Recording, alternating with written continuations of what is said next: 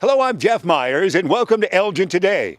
On this edition, 37 nominations for this year's Elgin Image Awards ceremony, held on Thursday, March 15th. Our first story will take us to the center of Elgin and the Heritage Ballroom and to the event. The Larkin Royals win a regional, sectional, and super sectional championship to travel to Peoria to finish fourth in the best postseason history of the school. Mayor David Captain's special guest will be community-minded Joe Wars. They'll talk about Elgin's iFest, returning this year on Saturday, May 5th. And Leslie Edstrom of the Senior Service Associates will tell us about the Hats Off to Seniors fundraising event that will take place on April 27th. You'll dance like it's 1920 all over again. It's Tuesday, March 6th, and the Elgin Boys and Girls Club are holding their annual Youth of the Year event. We'll talk with the young man who came away with the honor on this night, and also the master of ceremonies for this night, a well-known young Chicago radio star who now calls Elgin his home. And our final story this time for the month of April, we hear from City Council member Corey Dixon, this time at a U46 school, and we find out how he is involved with a very important leadership group. We'll have these stories and more on this edition of Elgin Today. This group waiting to be introduced are part of the 37 Image Award nominations that took place for businesses, groups, volunteers, other individuals. It's the 26th Annual Elgin Image Awards that took place on Thursday, March 15th at the center of Elgin. Amongst the winners on this night, Food for Greater Elgin. We had a chance afterwards to talk with one of their new staff members. I am the new executive director, and I'm very excited to be here. Excited to learn a lot about Elgin. I'm not from the Elgin area, so I've been moving and shaking in 5 weeks. I've met a lot of people, done a lot of networking, and very, very excited to be a part of this great organization. You help out so many folks, don't you? Yes, we have over 6,300 families that we touch a month, and that is amazing in itself. Last night we just did a Champions for Change. We do a Change for Hunger with local schools, high schools, elementary and junior highs, where they collect change. We collected over $20,400, and so we're excited about that. The children were so ecstatic last night. We do have a supermarket style. We only have one location right now, but stay tuned. You never know where Food for Greater Elgin is going to end up. How would we get more information about you? How would you get? You go to our website. It's www.foodforgreaterelgin.org. Gifford Parks Association 36th Annual Historic Elgin House Tour also was an award winner on the night, as co-chair Jennifer Fukala talked about her co-chair Barbara Evans and their connection. She's been involved for a very long time, and she's still involved now. And it's people like Barb that inspired me to get involved with the planning committee. And I'm just delighted that the event was recognized, and I don't think that any event in Elgin could be more deserving than the Historic Elgin House Tour. And last year's event was great, wasn't it? Oh, absolutely. The weather was great and everything.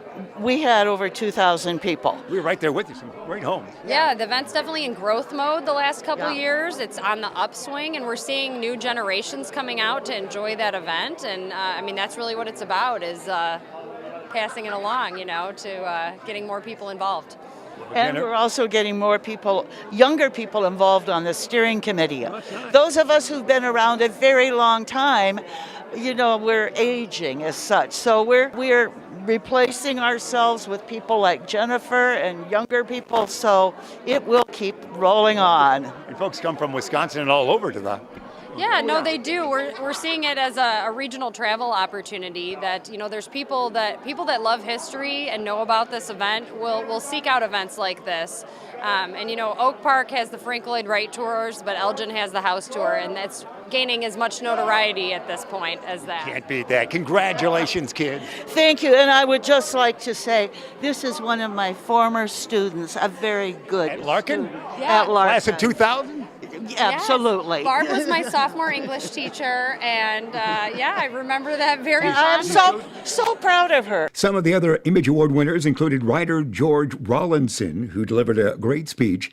He was nominated by Steve Thorne, and also the Elgin Sports Hall of Fame winner of an Elgin Image Award as well. And good news, the entire night was recorded, and you can see it on your local cable channel, Channel 17, Comcast and WOW, Channel 99, AT&T. It's shown every Saturday, Wednesday, and Sunday at 12:30 in the afternoon, and primetime Sunday night at 7. It's the 26th Annual Elgin Image Awards.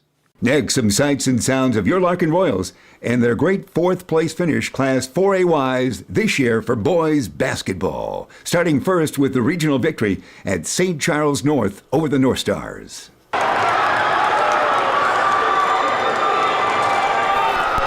Hey, it feels good, man. We practiced so hard for this.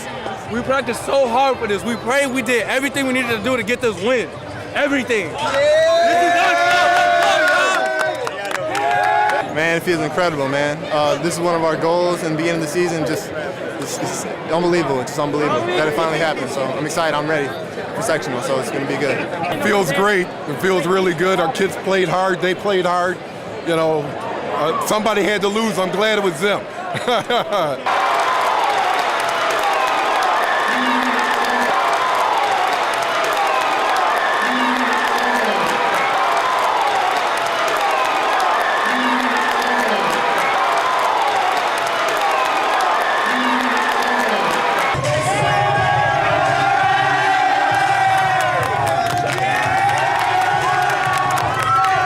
Then it was on to Northern Illinois University in a super sectional game played on Tuesday, March 13th against the Bennett Red Wings. 18 points from Pierre Black Jr., including 5 threes, helped Larkin to a victory over Bennett. Here is the audio of the final seconds of the game. Another shot, no. Rebound taken down by Larkin, and Pierre Black Jr. is fouled. 21.4 seconds remain. Check your mileage for Peoria. Super sectional champs, the Larkin Royals.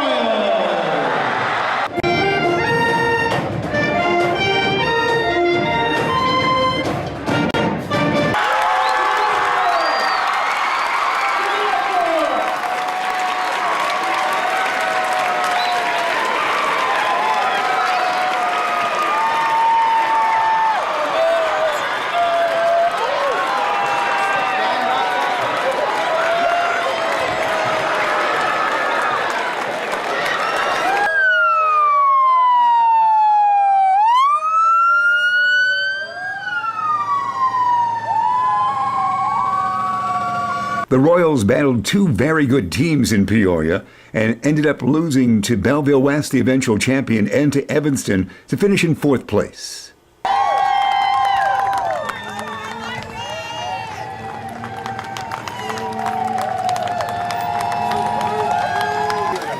Hey, I'm feeling good. I'm happy that I had this opportunity to do this. I'm feeling great. On behalf of our entire team, our entire program, you think you know, but you really have no idea how much your support truly helped us along the way, how much your support meant when we were down there. We were the most well-represented team, the most well-represented community. It wasn't the result we wanted when we were down there, but we're not going to lose sight of how special the run was, and it's special because of all you guys. We're very, very, very appreciative. We want to thank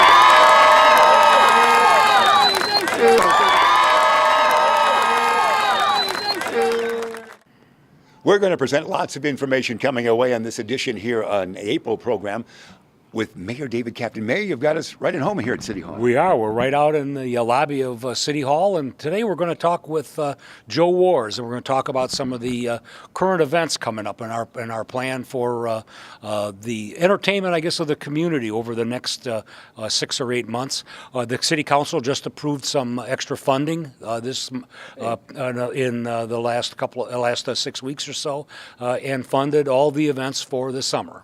And Joe's been instrumental in doing the iFest, and I want to kind of do a little lead into that. We have, for starting off right in April here, we have the You could take care of your little doggy, don't you? Yeah, yeah. Well, Jeremy will cover that later. But there it is, right there. We have a pet, April 14th. We have a pet expo coming up on early part of April, and that kind of kicks us off. Will be for the summer events, and it's kind of nice being out in the spring and people getting outside. Sure. We also have Memorial Day weekend. We have the Foxtrot, and that's been a big thing for us in the city of Elgin. And it's an underwater theme this year for an outdoor event like that. I guess it. Well, I hope it doesn't lead to having water on us, because that's not a good thing. But it's always kind of exciting, and it's kind of the with the Memorial Day events and the memorial for our community. It's a big part of the start in the summer. We always start it off. It's May 26th it'll take place, and it's always exciting. You can also register already. Exactly, and people are starting to line up to get involved, and I love doing that. I've been up in the bucket here for a number of years, That's and great. It gets a little harder for me to get in the bucket every year, but we manage. And this year we have a couple of small changes going on. We have the second Civil War event will be June 9th and 10th. June 9th and 10th, same weekend it was a year ago, and more new things, but it was so well received last year. It was, and we hope that this expands and we continue to grow that. We have the property down there, and it was for a first-year event. It was wonderful. I think last year it was exciting for people, something different for our community. Terry Gavin shot a cannon. And he did. Well, he's going to have to watch out with that. Well, he doesn't do it the next week. We're starting to restrict firearms around here, so that's a pretty big one. And Joe has been involved with iFest, and that's, we started iFest when I became mayor, as a matter of fact. And one of the reasons we did that is that there were so many small events that were going on. They were all struggling to be successful. I said, well, let's try to combine everybody and talk about what a diverse community we have and try to educate people. So that was how the iFest concept really got started. And hasn't been lucky, let's put it that way. The successful, but first unlucky. year, 2012, September of 12, we had a parade and everything, and the weather wasn't too bad. But after that parade never really happened again. It didn't, and the parade was wonderful. You know, people got involved with that, and maybe that's something. If this works out, we can look at doing something like that again. But Joe's been instrumental in putting this together, and Joe's been a great volunteer in the city of Elgin. And Joe, can you tell us a little about what the plans are for this year? We should mention, Joe, that this year it'll be May 5th. Yes, that's correct. May 5th. We changed the date on that. We normally have it later in the year in the old days. Yeah, August, end of August, 1st of September. And but as the mayor mentioned, the gods were not with us. If you wanted rain, just waited for iFest and you were going to get rain. So it did rain, but it always allowed the mayor to open it and say words, and then it rained. And then it rained. It always had an opening. That's right. That's right. The mayor is good at that, But this year, and so with that in mind, we're moving the event inside. We're going to, it's going to be a combination inside and outside. Mm-hmm. So we'll be using the old parking lot for the old library. Yeah. And we'll be using Elgin Center. And we started tying it in with something that's happening over at the library also. Yeah, the library itself. You got some action at Hemmons as well, do you not? Yeah, that's right. The Hemmons will be also going on. So it's just going to be a marvelous event. So come rain or shine, it's going to be. So the mayor's making it sure that you're enclosed somehow, is what That's you're saying. Exactly right. Food trucks, so you don't have to worry about being out in the rain to get your food, The truck will be right there for you. So. Well, Joe, and let me ask the mayor this, because we talked with Danielle Henson recently about it, and again, you kind of joined forces with the library for a half-day event there, don't you? Yes, we do, and I think, the idea is to celebrate our cultures and food and get people to learn about each other just by how people dress and the entertainment that they have, native dance and all the food that, that I love to eat. So I love to try different kinds of things, so it's perfect for me. And I think those are the kind of things that really can make a great event for us. And Joe is, and the people that are involved are really, I think they're passionate about it. And it's just that it's been kind of we didn't have it last year. We decided to hold it over and move it into the spring.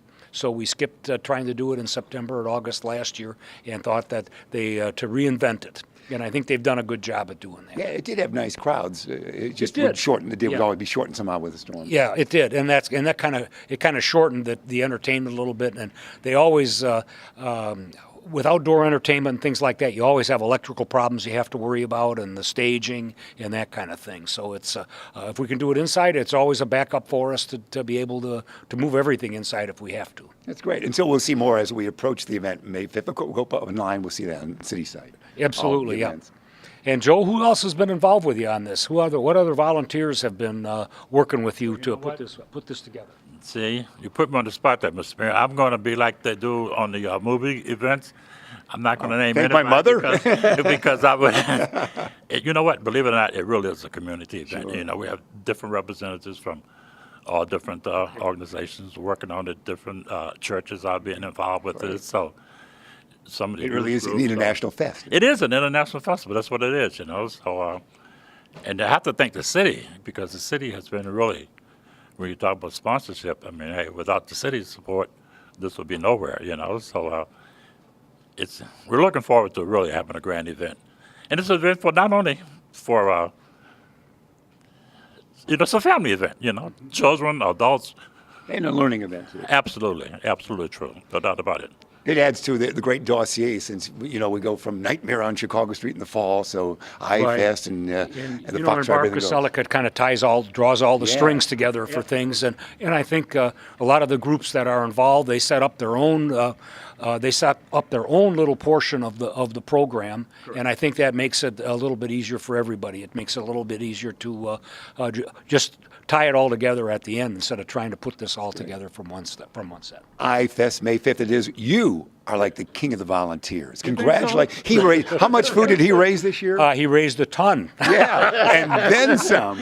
And then some, yeah. We had a goal of 10 tons. We should say for Martin Luther King. For Martin Luther King Food Drive. And we had a goal this year of 10 tons. Wow. And I have to say, thanks to the community in general. I mean, from all over. We had contributions from all over. Oh, that's great. So between canned goods and financial donations, we exceeded the 10 tons. So that's great. And will you take it out to the Church of the Brethren, and they gathered all right there? It looks like you could feed the nation. We could feed the nation at that point, and thanks to the Church of the Brethren, with everything that they have to work with, we could ship it all over the world, but we don't.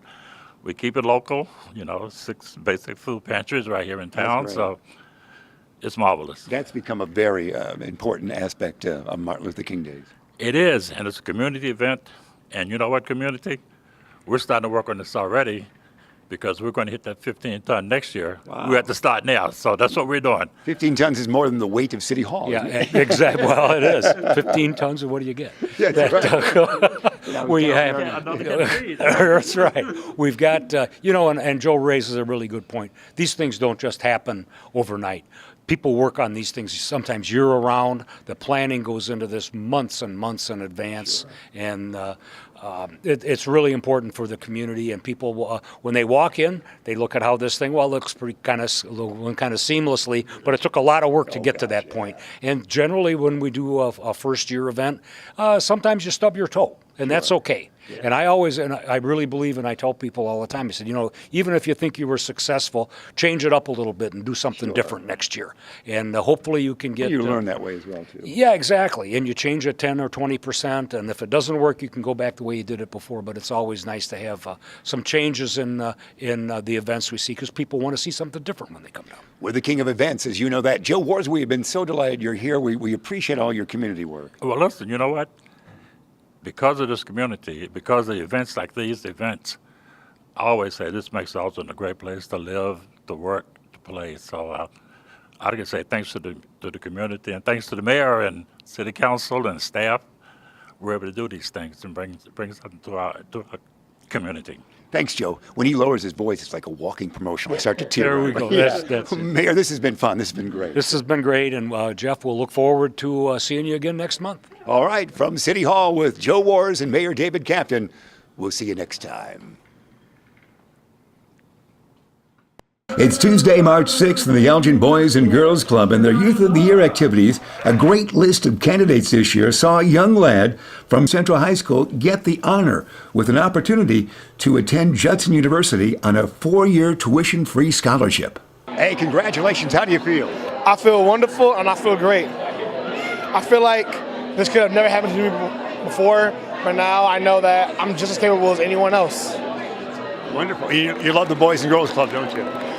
It's like my second home. That's great. They pretty much raised me besides my aunts. How'd you get involved with the club? Well, I wasn't living the best life at the time, so my mom put me in this. I had something to eat and a place to go that was safe. And since then, I've been on and off until 8th grade, where I came back and I was like, you know what, I'm going to stay, write it out, have a little fun, and, get some friends while I'm at it. Never thought I'd be Youth of the Year. That's wonderful. Whoa, that's a great honor. Where are you going to school? Judson. You got the scholarship. You're really the first true scholarship winner like that, aren't you? It's amazing. Yeah. Stay in town, go to Judson. Yeah, I love my family. I love to stay here, and I love college. So might as well get the free knowledge, stay with my family, have a good time, and just learn. Kathy, what an event you put on. Thank you so much. Thanks for being here. It has been an incredible night, and the kids here tonight were just so inspirational to all of us. I think it's interesting how we always talk about, they always talk about how the club has impacted their life, but they have no idea how they impact ours as adults. And we just encourage them to continue to remember that they inspire people. That new sponsorship with Judson and a scholarship is wonderful. It is so amazing. There's been so many years now, our Youth of the Year has not had the funds to go to college. And so now we can ensure that if that opportunity is always there for them. The master of ceremonies for this night might have had a familiar voice to many of those in attendance. My second year, so obviously I did something right last year where they're like, you know what, come on back and do it again. But I love this organization, and I love the kids, and it's just a good time, really fun. You're a big radio star, but you've moved to Elgin in recent times, is that right? Yeah, well, I grew up in Bloomingdale, so I've always been a suburban guy at heart. But then I moved to the city when I started my B96 radio career. About a year and a half ago, we got moved over to US 99 with the morning show, Styles and Roman. And I have a 3-year-old son, so once I found out I was having a baby, I'm like, you know what, we're going back to the burbs. Landed in Elgin, and that's kind of how I'm part of the Elgin Boys and Girls Club. So our charm brought you back to Elgin, or brought you? It was your charm. It was your charm. I was like, I got to come back to Justin. Elgin. But yeah, I mean, I'm a suburban guy at heart. And so once I had a baby boy, I wanted the backyard. I wanted, young families. I wanted the whole thing. So I'm back out here in Elgin. The Elgin Boys and Girls Club is celebrating its 25th year in Elgin this year, and with that in mind, brought back some of the Youth of the Year, including one from earlier this century. I am a Boys and Girls Club alumni. I was the Youth of the Year in 2001, and I'm now 34 years old, so. You look younger. Why, thank you, darling. I graduated Elgin High School in 2002, and I went to the United States Air Force, and I served our country, and after that I went back to school, and here I am as an editor now. I'm the editor of a newspaper in Georgia. Is that right? Yes. You're way far away from home now? Way far. I live in Valdosta, Georgia, which is at the bottom of Georgia, very rural area. And really, I'm just learning. I'm staying out of my own way, and I'm just following all the doors and opportunities that come along the way. It is our delight on this April edition of Elgin Today. We're on the road. We're at the center of Elgin. Leslie Edstrom is here. We're having a great event here today, aren't we? Yes, we are. This is very nice. The Triad does an excellent job of informing the seniors about scams, and it's a really great group of people. We're talking about your April event, are we not? Hats off to seniors. Yeah, I wish I had my hat. I wish I did too. I already got it, though. I'm ready. I'm ready for the event. So this year, we're having our annual dinner dance and silent auction. We also have live auctions. And we're going to have it at the Villa Olivia Country Club on April 27th, which is a Friday night. Doors open at 6. And we're real excited this year because we have our amazing Senior Center seniors that do a performance every year. Ooh. And nice. Yes. They were great. Every year they're great. They are. They're so entertaining, and they love to get out there and dance and do special numbers that are always relate to the theme. And I think this year they're going with the Roaring 20s. No. Yes, it should be very entertaining. Wow. The Roaring 20s. Yes, and Are you dancing as well? No. No, I won't sure? be, unfortunately. Can we talk you into it, Leslie? I don't know if you have enough money or prizes to offer that for me. No, I won't be doing that. But they're great dancers. Seniors are wonderful. They are very We always talented. video the seniors. They're great. Yes. So we also, in addition to the entertainment that we have provided by the seniors, we will have lots of wonderful silent auction and live baskets for people to bid on, and that's always a very exciting time as well.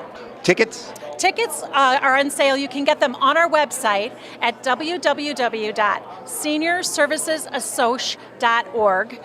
So you can buy the tickets online, or you can come into the office or call Senior Services at 847-741-0404.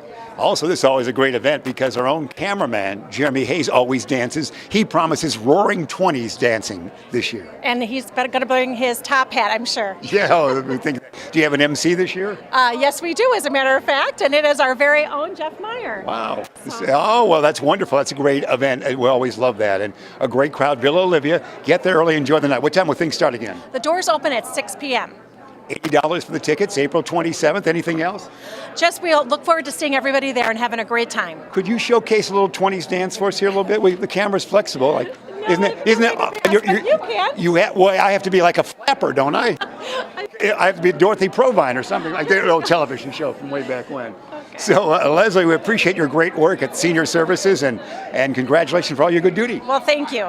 Thank you. Development Director. We'll get a chance to see everybody out there on April 27th, Friday night, Villa Olivia. $80 a ticket. What's that? email address again? Okay, so you can buy tickets online at www.seniorservicesassociation.org. Just as simple as that. So again, one quick flapper move, and we'll see everybody on April 27th. Ovo-do-de-o-do. Thanks, Leslie. Thank you. Bye-bye. Our final story, important information from City Council member Corey Dixon, here involved at a U46 school, involved with the group that is helping U46 to increase the number of underrepresented parents to be active in all levels of the school system. As we hear more from Mr. Corey Dixon. I'm involved with the Parent Leadership Institute, which services the African American and Hispanic parents in School District U46. It's been around for quite a while now. I actually graduated from the program back around 2011, 2012. I actually took the program with my wife, and I was actually brought on by somebody that was on staff there, and they advised me, Corey, you know, this is may be a great opportunity for you, so go ahead and get involved with the program. So I actually took the program, and the program is actually a 2-year educational source, and what it actually does is it teaches parents how to better advocate for themselves and also for their children as well. So it teaches advocacy through leadership, and so it's a 2-year program that kind of instills that in that parent. So it's a wonderful program. It's actually has gotten tremendous success. We actually have gotten people that have gone out and actually ran for positions in the community. So it's not just about being an advocate in the home, but it's also being an advocate in the greater community. And so the program actually spreads throughout Streamwood and Bartlett and Elgin too, of course, because School District U46 is involved with it. Specifically, Corey, you're talking about African American parents and Hispanic parents, are you not? Yes. So, you know, the program actually started off being just for Hispanic parents, and then actually African American parents say, hey, you know, I think that would be a great idea for us as well. So why don't we allowed to get involved? So the program was started by Carla Jimenez, and she actually, when she did start the Hispanic Parent Institute, she's the one that allowed and said, hey, let's open it up to the African Americans, and then shortly after, I was able to get involved with the program. We break this program down into 2 sessions, and there's year 1 and there's year 2. So as a facilitator, you either teach year 1 or you teach year 2. So I've kind of bounced back between both of them, and I just help out wherever I can, because as someone who actually went through the program and took those skills and those qualities that were given to me or taught to me when I was in the program, I've been able to apply them out in the greater community. So as a facilitator, I actually go back between both of them. If folks are watching this on Elgin today, how would they get involved, those parents? Well, what they could do, they can actually just contact the district offices and ask for the Parent Leadership Institute office, and they'll probably get in contact with Carla Jimenez, and she'll be able to lead them in whatever direction they would like to go. We also have a Facebook page too as well, and it's just simply called the Parent Leadership Institute, and you can find us there as well, and contact info as well as website and all that good stuff. You can learn more about the information you saw here in Elgin today or about city services, programs, and events by going to the Elgin website at www.cityofelgin.org.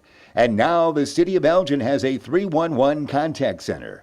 Elgin 311. Call, click, connect by calling 311, the city's information and request resource. As we close, let's enjoy some of the moments from the Larkin Basketball Royals and their trip to the state. Our camera operator for Elgin Today is Jeremy Hayes. Our still photographer, Bruce Shipyor. Elgin Today is produced for the City of Elgin by BTE Video. I'm Jeff Myers.